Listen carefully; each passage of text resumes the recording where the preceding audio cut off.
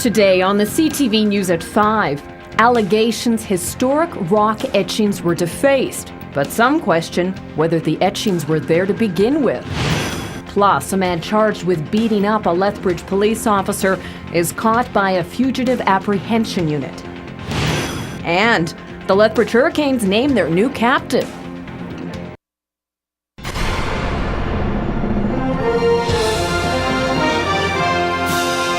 CTV News with Jackie Scantlebury.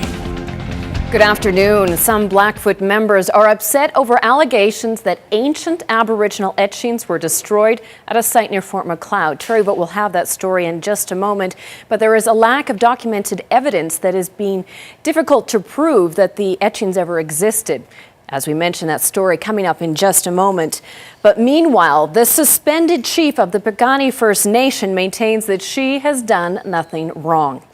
Gail Strikes with a Gun has been suspended for 30 days beginning September the 5th. The band council claims the chief was in conflict of interest, which the chief adamantly denies. Many Piikani First Nations members are frustrated by the lack of information being released.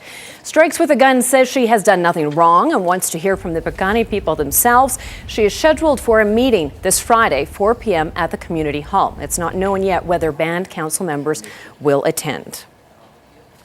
And tomorrow is a critical deadline for former students of Indian residential schools. It's the last day to submit claims to the independent assessment process. Officials on the Blood Tribe say the office has been extremely busy. The independent assessment process is designed to compensate residential school students who were abused. Survivors who feel they haven't been compensated for all the years they spent at residential schools can also file a reconsideration claim. The Blood Tribe is taking applications with a bare minimum of information in order to accommodate all of the survivors. Their office is located at the Kainai Continuing Care Center in Standoff. It'll be open until 6 o'clock tonight and then until 7 p.m. tomorrow night. And back to the story we were just telling you about with Terry Vogt. Some Blackfoot members are upset over allegations ancient Aboriginal etchings were destroyed at a site near Fort Macleod. But the lack of documented evidence is making the allegations difficult to prove. Other people who live near the site say that they've noticed what appear to be drill marks, but have never been able to distinguish any etchings on the rock. Terry Vogt reports. Stan Knowlton says he climbs this rock 2 or 3 times a year to pay his respects and reflect on what appeared to be an ancient ceremonial or religious site. Well, these rocks, what we call Napi's rocks, they're legend has it that these rocks chased after this being called Napi. In our legend, our culture, those stories are very important. They still help us identify, our place, within what we call our universe. Knowlton believes carvings on top of the rock formed a large face on the stone surface and included evidence of early syllabic writing. But he never took photographs to document the images, saying he was preparing to do that this fall after performing the proper ceremonies. But Knowlton never got a chance.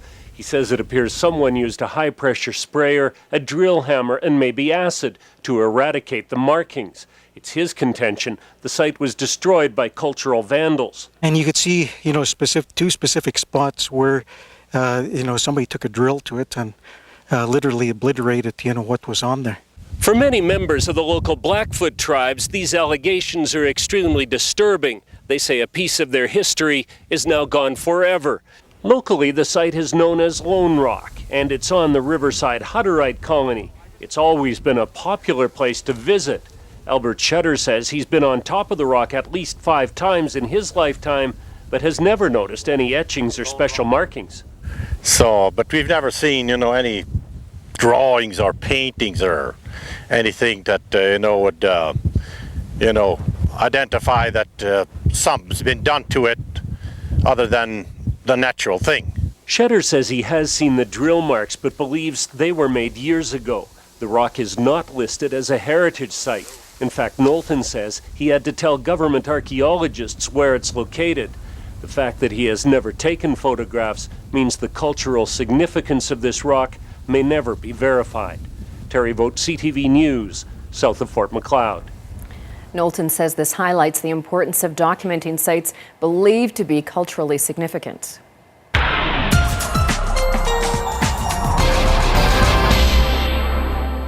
Dory, I think people are really going to like the forecast you've got coming up here. Yeah, you know, we just got the fall and winter catalogs arrived on everybody's sidewalks in the last little while. It's really hard to get enthralled with those when you've got conditions like this outside and you're still wearing your summer clothes. You're going to need them for a while longer because the heat is staying with us. I'll tell you all about it in a couple of minutes. Thanks, Dory. A fugitive charged with severely beating a Lethbridge police officer has been arrested in Calgary.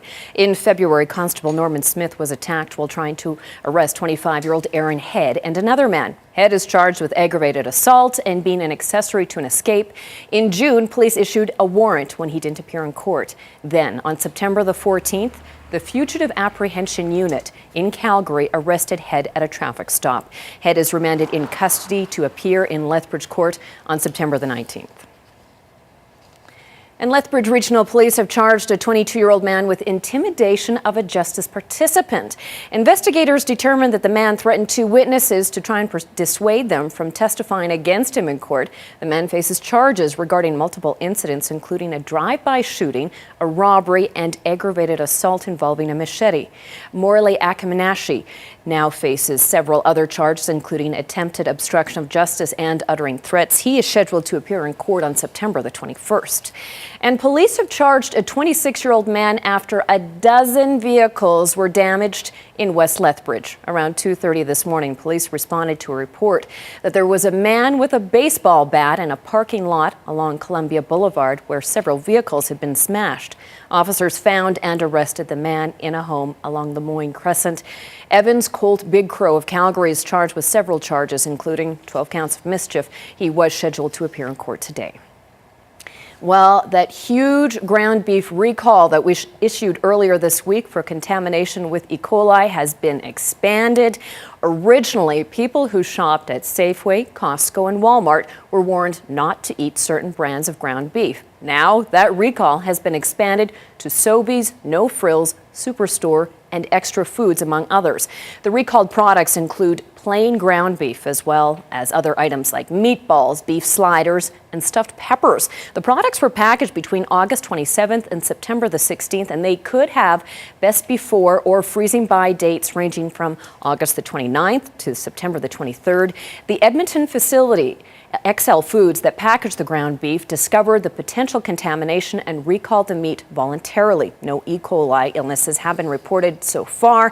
There is a link with more information about the recall on the CTV Calgary website.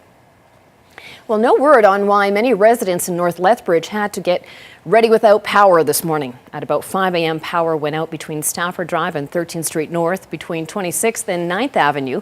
City crews restored electricity 3 hours later, but they still haven't been able to pinpoint the cause. People in the north side may also be affected by several planned outages this week. Today and then again Thursday, residents in the Westminster area will be without electricity for 6 to 7 hours while crews upgrade overhead power lines. You can check the City of Lethbridge website for information on which homes will be affected during the outlined schedule. Well, the City of Medicine Hat continues to wage its war on rats. As of Friday, 150 rats had been exterminated as a result of the rat control measures that they've been put in place. Of those, 111 were found in the landfill, 20 inside the city, 19 in the county. The city and Ag and Rural Development staff, as well as the county, continue to work closely to isolate and eliminate the infestation. They say there's been a significant reduction in rodent activity, which tells them that their rat control measures are in fact working. The Helen Schuler Nature Center in Lethbridge is about to undergo a major facelift. The $4.4 million reno and expansion project got underway this morning. Mayor Ray Kododik joined City and Nature Center staff to collect seeds from the garden to be planted outside the temporary facilities. Construction was approved in the city's current capital improvement program and is expected to be complete by early 2014. Nature Center staff say it is a huge boost to their long-term goals. You know, many of our volunteers and organizations that we work with have been, and as well as staff, have been working towards this for quite a few years. So it's very exciting to see the day where we can start hearing the hammers at work on the building. And mourners continue to stream into the legislature to pay their respects to former Alberta Premier Peter Lougheed. The man that many call the father of modern Alberta is lying in state until this evening. Probably the most genuine person that I've ever seen in politics and anywhere else for that matter. 1,200 people came to pay their respects to the former premier on the first day, and there is now a steady flow of mourners filing past his flag-draped coffin again today. A state memorial will be held on Friday at the Southern Alberta Jubilee Auditorium in Calgary, while he died last week at age 84 in the hospital that bears his name. And what do pigs and pumpkins have to do with guide dogs and other worthwhile projects for the blind? We find out in tonight's Farm TV. Pumpkins, 2 pigs, a sunny day, and a couple thousand people showed up at Lethbridge's Broxburn Vegetables for the 6th annual Pig and Pumpkin Festival. And this festival is organized by the Lethbridge Lions Club as a fundraiser. They usually choose a good cause, and this year again for the blind people. In the past they have raised enough money for a guide dog. Several antique cars were also on display. The antique cars, that's the show the Lions Club put on as well, and it attracts a number of people, even from far. Paul put his recently restored British 1953 Field Marshal tractor on display, and even started the single-cylinder 2-stroke diesel.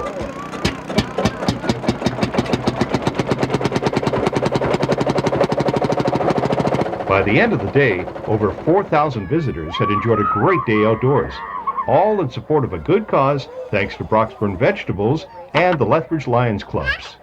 Farm TV is brought to you by DA Building Systems. Turning to the markets today, an up day for our dollar. Here are the day's closing numbers.